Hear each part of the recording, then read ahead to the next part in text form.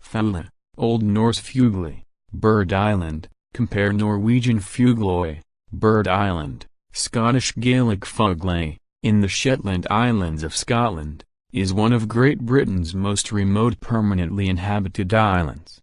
Owned since the turn of the 20th century by the Holborn family, the island was the location for the film The Edge of the World. RMS Oceanic was wrecked on the nearby Shrouds of Foula. Geography: Foula is a bleak yet spectacular island in the Atlantic Ocean, 20 miles west of Walls in Shetland. The island is about 2.5 miles, 4.0 kilometers, by 3.5 miles, 5.6 kilometers, with a low-lying coastal strip along the east side.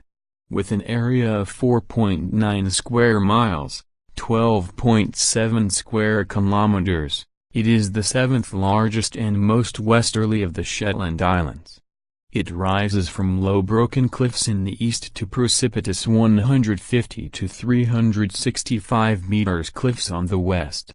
The island has 5 peaks, rising to 418 meters, 1,371 feet, at the Snug and 376 meters, 1,220 feet, at the Came. At the north end is Gaddestack, a natural arch. Foula lies on the same latitude as St. Petersburg. Foula has a population of 38 people, living in Hamtown and Ham. Islanders previously made a living from fishing, first for whitefish, then lobster. Today, most islanders are crofters with income from sheep farming and ornithological tourism.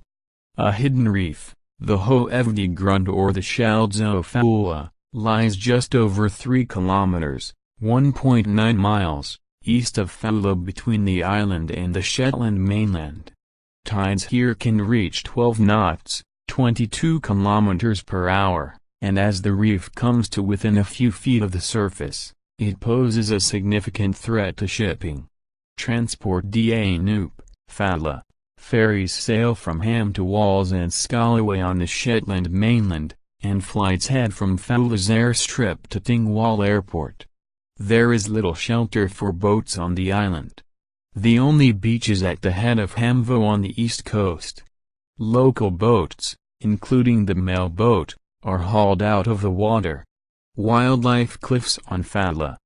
The island's 370-meter, 1,210 feet, cliffs are home to numerous birds, including Arctic terns, red-throated divers and great skuas.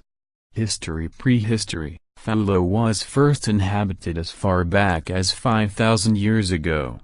Between 2006 and 2008, the Bath and Camerton Archaeological Society took several trips to Foula to study prehistoric standing stones.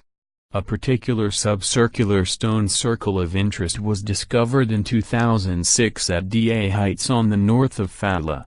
A further investigation launched in 2007 revealed that the subcircular stone construction was man-made, elliptical in shape with the axis pointing towards the midwinter solstice, built before 1000 BCE. 15th to 19th centuries. In 1490, the Susk family's estates were divided and Vela and Foula became the property of Alv Knutson. However, the Susks were Norwegian, and as Scotland had annexed Shetland a few decades before, there were confusing and conflicting claims of ownership. Foula remained on the Julian calendar when the rest of the Kingdom of Great Britain adopted the Gregorian calendar in 1752. Foula adhered to the Julian calendar by keeping 1800 as a leap year, but it did not observe a leap year in 1900. As a result, Foula is now 1 day ahead of the Julian calendar and 12 days behind the Gregorian, observing Christmas Day on 6 January Gregorian and New Year on 13 January Gregorian. In 1720, a smallpox epidemic struck the 200 people living on Foula. Because the islanders were so isolated from the rest of the world, They had no immunity to smallpox, unlike most North European peoples at that time, and 9 out of 10 of the island's population died in the epidemic. The writer and journalist John Sands lived on Foula and Popistra for a while during the late 19th century. He fought hard against the prevailing truck system and drew political cartoons lampooning its deficiencies.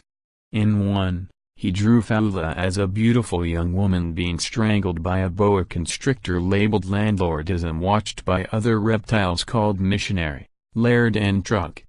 The island was one of the last places where the Norn language was spoken, although it is claimed that Walter Sutherland of Squanons was the last speaker, and the local dialect is strongly influenced by Old Norse.